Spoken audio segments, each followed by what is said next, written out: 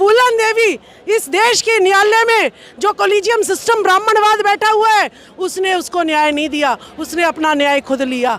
आज फूलन देवी एक नहीं, तीन फूलन देवी मणिपुर में 1000 लोगों के साथ घुमाई गई। आप मंदिर मस्जिद की बात कर रहे हो, हमारी बहू बेटियों का, हमारी लड़कियों को नंगा जो है घुमाया जा रहा है मणिपुर में। आप अफसोस आपने 90 दिन के बाद दिखा रहे हो खाली बैठ करके। आप जा करके उसको रोक क्यों नहीं रहे? आपने उसको खत्म क्यों नहीं किया? अमेरिका में जाके कहते हैं जहाँ भेदभाव होगा वहाँ लोकतंत्र नहीं होगा, तो आपने लोकतंत्र की हत्या कर दी।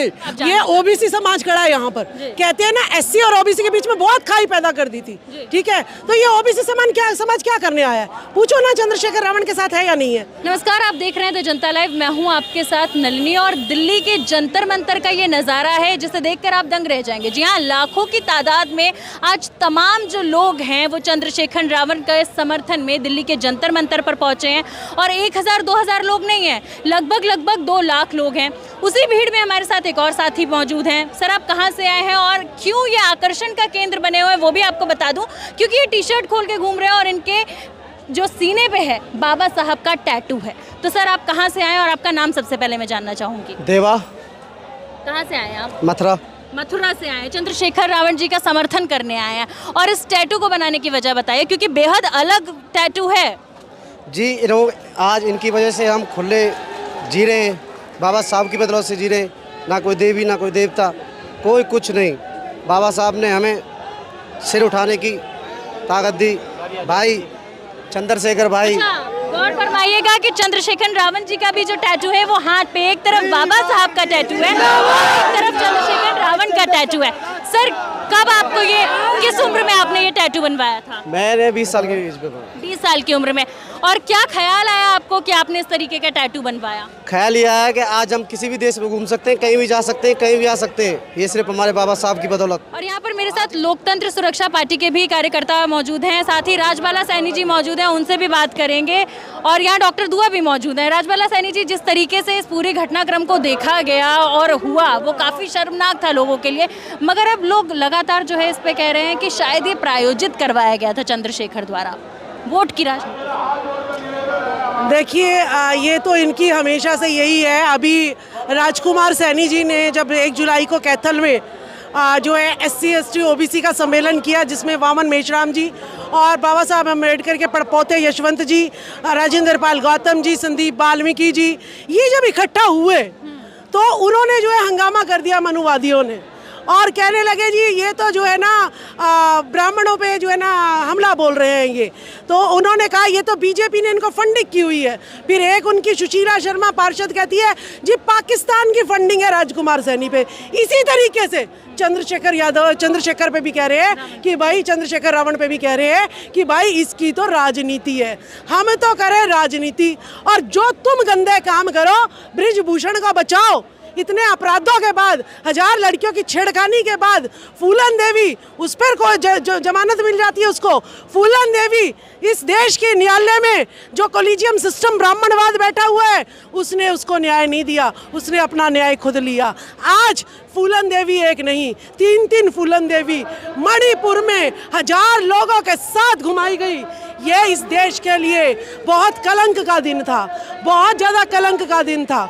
मैं आपको देखिए, महिलाओं की नहीं, मैं अपने भाइयों से भी कुछ आपको, जो मणिपुर में हुआ और चंद्रशेखर रावण पर हमला हुआ, राजकुमार सैनी की फिरौती लग रही है, राजेंद्र पाल गौतम को मंत्री पद से निकाल दिया जाता है, स्वामी प्रसाद मौर्य को अनाप शनाप बोला जाता है, तो इन पर हमारे हरियाणा का युवा क्या कहेगा? मैं इनकी भी बात रखना चाहूंगी। ये ओबीसी समाज खड़ा है यहाँ पर, कहते हैं ना SC और OBC के बीच में बहुत खाई पैदा कर दी थी, ठीक है? तो ये ओबीसी समाज क्या करने आया है? पूछो ना चंद्रशेखर रावण के साथ है या नहीं है। आप लो राय लो इनसे। क्या आप सभी लोग चंद्रशेखर रावण के साथ हैं?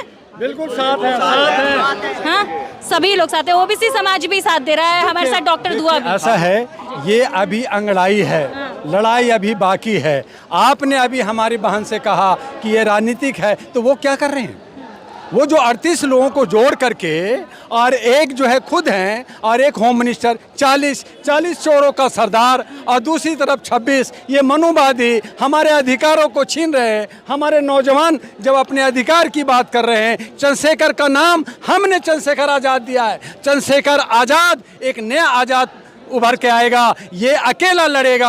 और हम देख रहे हैं कि हम जितने नौजवान हैं अपने अधिकारों के लिए, अपनी जो बहुसंख्यक की जो आज़ादी की लड़ाई है, हम उसकी लड़ाई करेंगे। हम 27% का नहीं बल्कि 85% की लड़ाई लड़ेंगे। हमें 85% का हक चाहिए और हमें रोजगार चाहिए, स्वास्थ्य चाहिए, शिक्षा चाहिए। आप मंदिर मस्जिद की बात कर रहे हो, हमारी बहू बेटियों का, हमारी लड़कियों को नंगा जो है घुमाया जा रहा है मणिपुर में। आप अफसोस आपने 90 दिन के बाद दिखा रहे हो खाली बैठ करके। आप जा करके उसको रोक क्यों नहीं रहे? आपने उसको खत्म क्यों नहीं किया? आपने जो भेदभाव की राजनीति कर रहे, पाकिस्तान अमेरिका में जाके कहते हैं जहां भेदभाव होगा वहां लोकतंत्र नहीं होगा, तो आपने लोकतंत्र की हत्या कर दी, आपने मानवाधिकार की हत्या कर दी। आप किस आधार पे देश को ले जा रहे हैं? आप देश को बेच रहे हैं, देश को जो है हिंदू मुस्लिम ब्राह्मणवाद में बांट रहे हैं। हम बांटने की बात नहीं कर रहे, हम अपने हक की बात कर रहे हैं। और हम सब मनुवादी, हम सब लोग जो बहुसंख्यक लोग हैं, ये अधिकार लेंगे और इसके लिए चंद्रशेखर आज़ाद को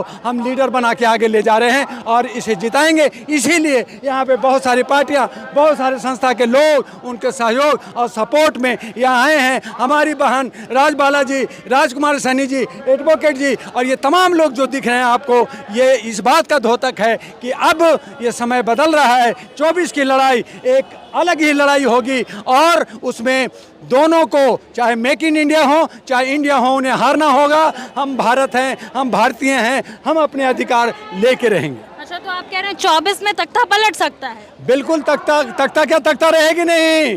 अब आएगी सरकार उसकी, जो हमारे जो लोग हैं जिनको आपने कहा है टुकड़े टुकड़े गैंग, ये टुकड़े टुकड़े गैंग बता देगा कि हम कितने हैं और हम कितने पावरफुल हैं। आज देखिए कि जंतर मंतर पूरा का पूरा भरा है, संसद मार्ग भरा है, जनपद भरा हुआ है। ये पूरा इलाका आप देख रहे हैं बहुसंख्यक का है और ये आवाज़ कह रहा है कि आने वाले वक्त में बदलाव होगा और ज़रूर होगा। आप कह रहे हैं एक तरफ बदलाव होगा, वहीं सरकार कहती है 24 में भारी बहुमत से दोबारा सरकार बनेगी। सरकार तो कहेगी, सरकार बहुमत से बनेगी तो वो महागठबंधन क्यों करती आ रही है? 9 साल हो गए, अपने काम के दम पे आती ना।